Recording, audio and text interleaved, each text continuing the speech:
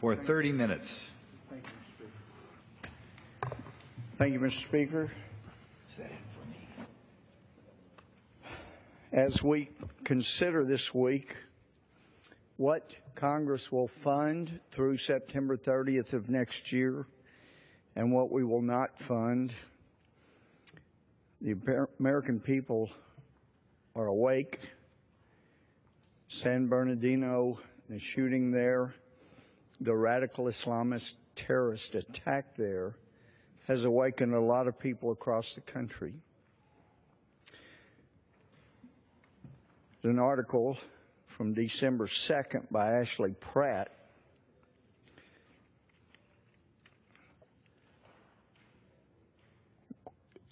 The question is ISIS contained or covered up? That's the title.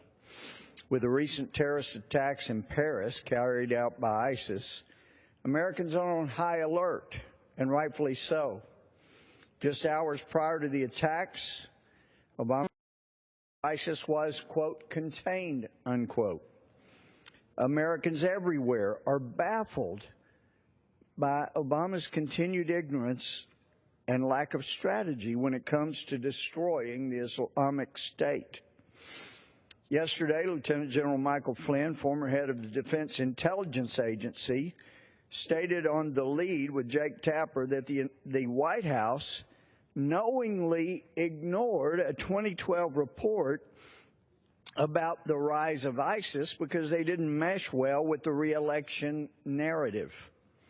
Now it's all beginning to make sense. Of course, the president believes ISIS is contained.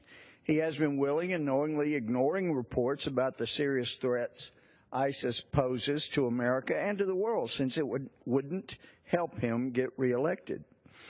The scary thing is that these aren't the first reports we've heard from former Obama intelligence officers regarding the White House ignoring their reports on ISIS. This September, the Daily Beast published an exclusive story by Shane Harris and Nancy Youssef claiming that over 50 spies say ISIS intelligence was cooked.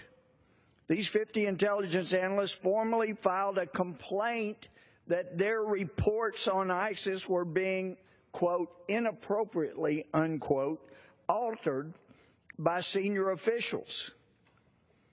These are powerful words. If there truly is a cancer at the highest levels of command, Americans have a lot to be concerned about when it comes to national defense and security. According to the Daily Beast, the accusations being made suggest that a significant amount of people tracking the inner workings of ISIS think that their reports are being altered to fit a public narrative, echoing the sentiments of Lieutenant General Michael Flynn. It is disturbing to think that our military and intelligence officials aren't being listened to by the Obama administration simply because it doesn't fit their narrative. Just yesterday, lawmakers on Capitol Hill heard from the chairman of the Pentagon's Joint Chiefs of Staff, Marine General Joseph Dunford, that ISIS is not contained, contradicting President Obama's statements. We now have to question whether or not intelligence reports are still being ignored because of their inconvenience to the administration and because of the looming election year. Sadly, these reports from top military and intelligence officials aren't surprising. Americans have noticed for a while that Obama's statements on ISIS show how little he knows about the threat they pose, or that he is deliberately ignoring the facts. A new CBS poll indicates that only 23% of Americans think Obama has a clear strategy for defeating ISIS, which shows just how little confidence Americans have in their commander-in-chief. On Monday, just weeks after the Paris attacks, Obama made mind-boggling remarks at a climate change summit in Paris, where he made a point to mention that he will beat ISIS by fighting climate change. Let's be honest, ISIS was never a JV team. It was never contained. It certainly won't be defeated by resolving an end to climate change, but it was a good narrative for the spin to quell the fear of the American public. However, this narrative stands in stark contrast with the real narrative, the one being told by military and senior intelligence officials, the one being ignored. And we have from the Center of Immigration Studies, Mr. Speaker, an analysis of the Visa Waiver Program Improvement Act of 2015, this out December 14th. And it reviews the House bill drafted to tighten up the visa waiver program, and it's been reported that this may be included in the Omnibus, we'll find out tonight, 2016 spending bill as a kind of political replacement for the bill passed in November to tighten up the refugee screening. This article goes on from the Center for Immigration Studies that one key provision makes it out of bounds for people who have visited or who are natives of Syria or Iraq or state sponsors of terror to use the visa waiver program. Another major provision tightens up requirements and certifications by countries to live by the conditions of the participation, including use of fraud-resistant passports and strict timeframes for reporting of lost or stolen documents. Dan Cadman, a Center Fellow and author of the analysis, said, quote, Congress has at least decided to tackle many of the gaps and problems with the visa waiver program, which has represented for some time the soft underbelly of Homeland Security. But there can be no doubt that the U.S. for refugees and asylum seekers still represents a major national security risk and remains an unaddressed problem. One major problem with the bill is the exception to several requirements that's been carved out for countries in the SEJAN visa-free zone, which covers nearly all of Northern, Western, and Central Europe, including hotbeds of terrorist activities in France and Belgium. Cadman writes that, quote, this exception is the caveat that undoes the intent of the rule. So, Mr. Speaker, it is important to note that we have got a lot more work to do here to prevent this president's administration from continuing to allow people into this country without our ability to actually vet them, check them. There are indications that members of the visa waiver program may only check 1 in 3 documents that are provided to them because they just don't have time. Well, just when Americans thought we were unsafe, unsecure, that this administration won't face up to the threat that radical Islam is, that most all of the country understands we're up against, except the administration. They won't mention the words radical Islam. And just when people think they're starting to maybe make the point and get the point across to this administration, we have the Secretary of the Department of Homeland Security who stands up for the terrorists. He stands up for people who want to come into this country and do us harm. This article from Politico, of all places, the title says, DHS Chief, Legal Limits on Scrutinizing Immigrants' Web Postings. Quote, we are dealing with private communications and things for which there is an expectation of privacy, Jay Johnson says in an interview. Well, Mr. Speaker, that's very interesting. I'm glad that the Secretary of Homeland Security understands that the Supreme Court says there is a right to privacy somewhere within the shadow of the penumbra of the Constitution, that is, the Bill of Rights.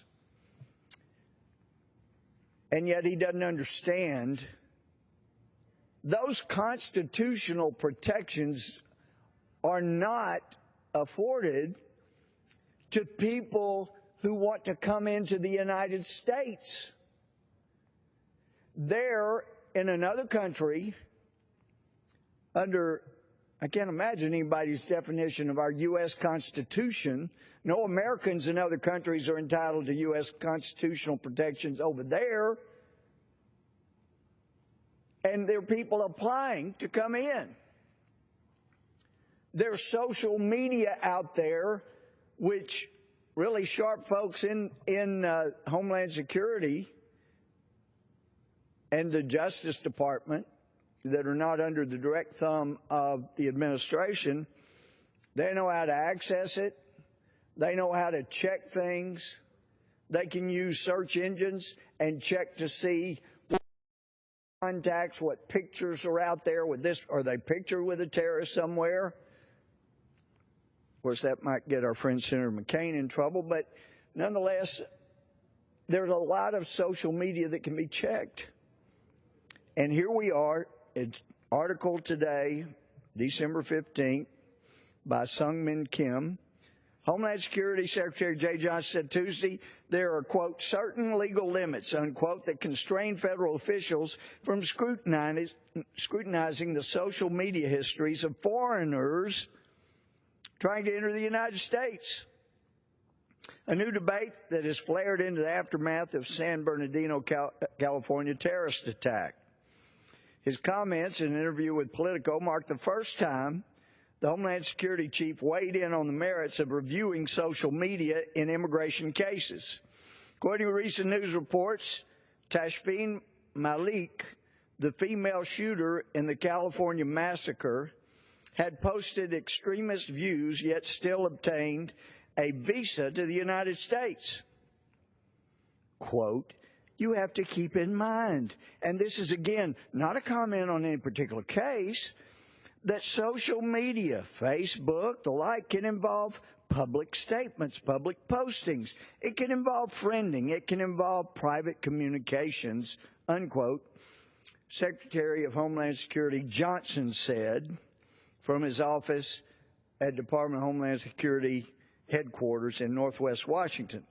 Quote, we're dealing with private communications and things for which there is an expectation of privacy, and you're dealing with U.S. persons, unquote, Johnson continued. There are certain legal limits to what we can do. As Speaker, I'd suggest to you that people trying to come in are not U.S. persons, and social media ought to be used by Homeland Security to find out what kind of links people wanting to come into this country have. And if they had not marginalized one of the best people working for Homeland Security and come after him and attacked him, they would have learned, and I'm talking about my friend Phil Haney, who was very adept at using social media to see if they had questions about somebody, what kind of contacts are out there on the internet? What pictures were made with whom? What's posted where about this person? And it's important to have somebody like that that spent time in the Middle East, that knows the language, that knows and understands moderate Islam, and understands radical Islam, and understands who the players are, who the imams are that are teaching radical Islam, knows the groups that are teaching radical Islam. Because if Phil Haney had been allowed to continue the investigation into Tablighi Jamaat, then he would have seen the ties that these shooters had. He would have found the social posting of Ms. Malik, and one of the things that he says is Tashfeen Malik is a boy's name, and he is a bit of a hero in radical Islamic circles. If you know that, which I didn't, does, then you would pull that person aside for additional screening. You would pull that application aside. Why do you have a boy's name? You certainly weren't given that. His example is it'd be like somebody from America trying to go into another country with the name George, a woman with the name George Washington. Really? That's your real name? It would raise flags and questions, cause you to do further checking. But people at Homeland Security have seen that if you become a whistleblower and you blow the whistle on the Obama administration, Homeland Security's deleting documents, refusing to investigate radical Islam, then they'll convene a grand jury to make your life a living hell until you retire. And that's only if they can't find some little something to indict you of after they've looked everywhere through everything.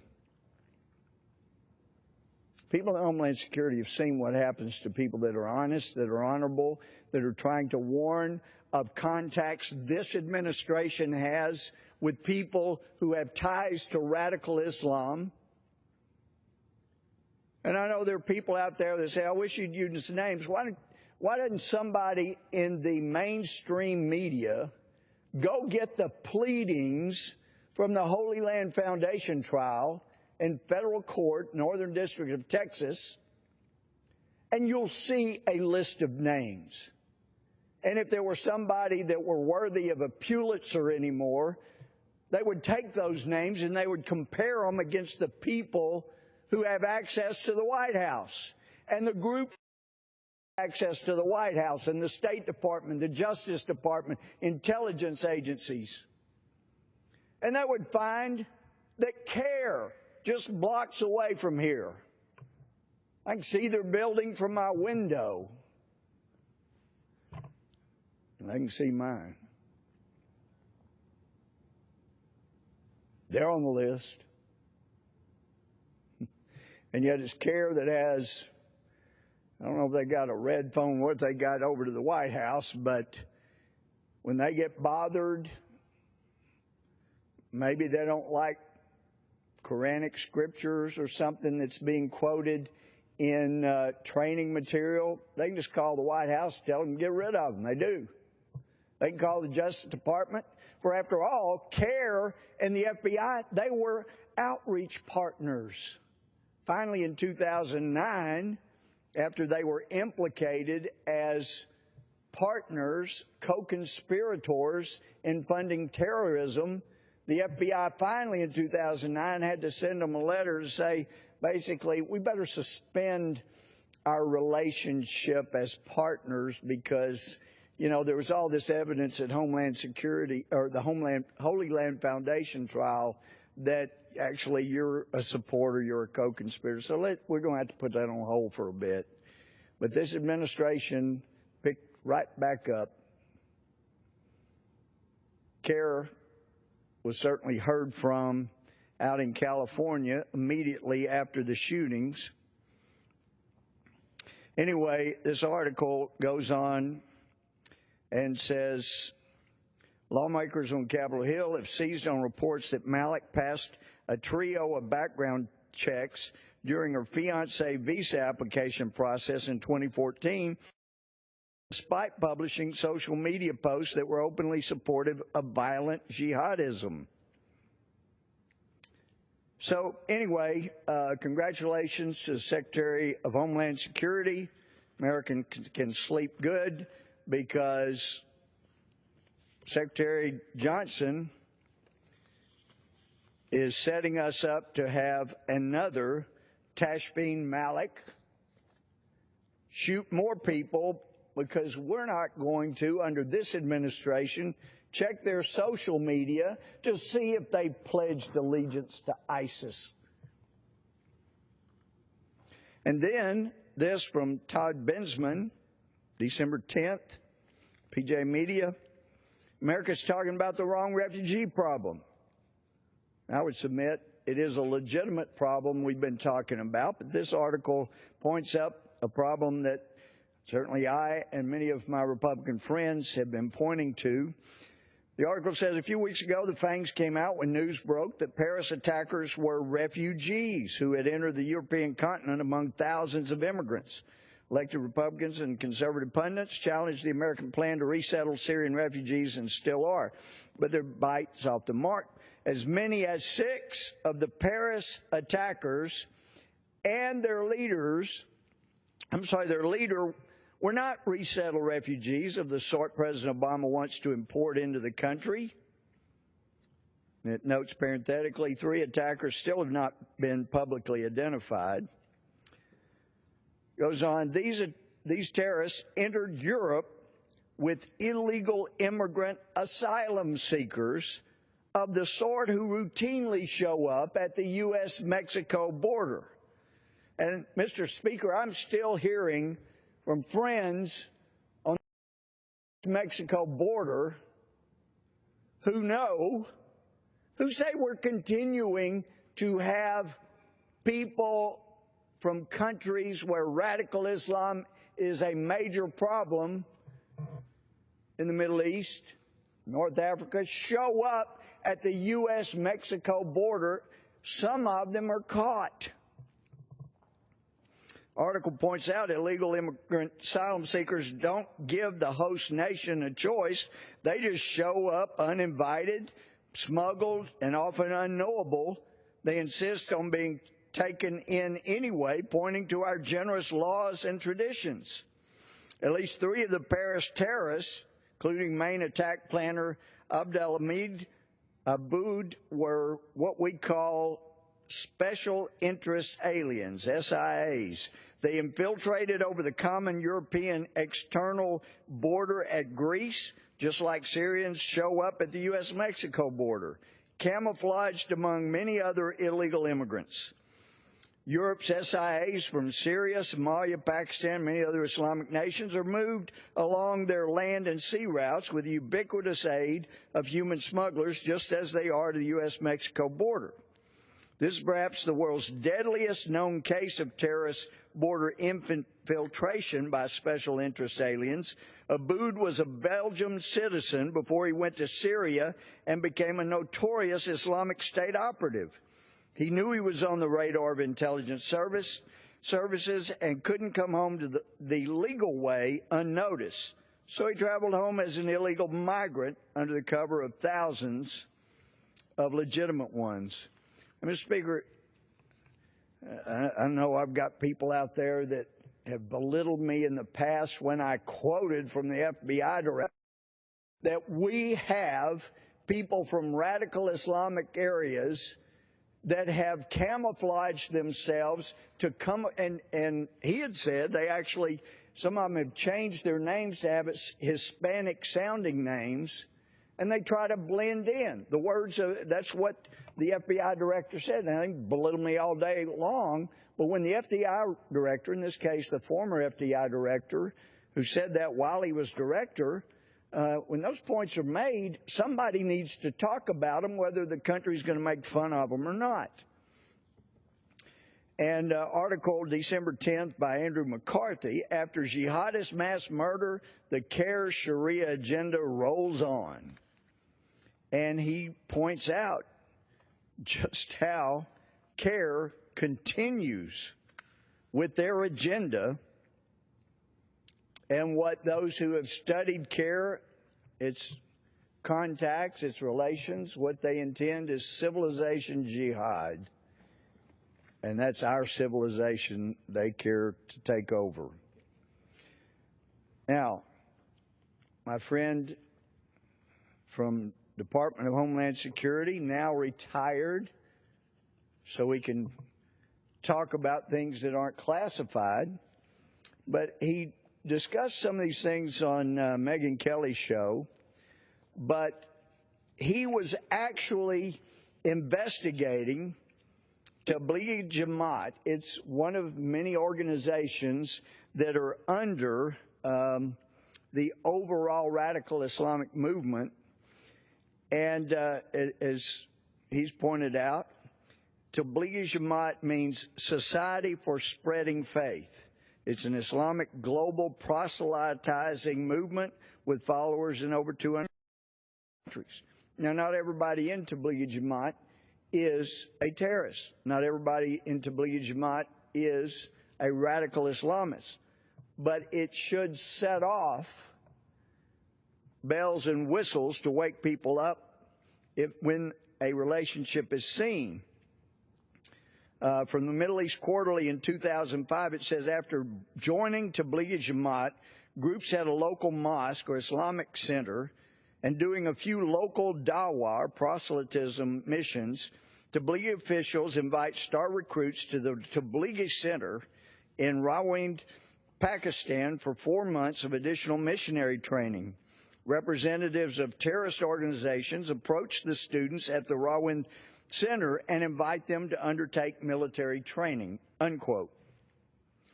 Tablighi Jamaat links include 1995 Benazir Bhutto coup attempt. In 2001, a guy named John Walker Lind. In 2001, Richard Reed, the shoe bomber. 2002, Jose Padilla. 2002, Portland 7. 2002, Lackawanna 6. 2005, London Underground bombing. 2006, airline bombing plot. 2008, Barcelona plot. Those are just some of the ties that Tablighi Jamaat has had with terrorism. Now, the Al-Huda Institute is a global network of Islamist religious schools with branches in Pakistan, Canada, and the United States.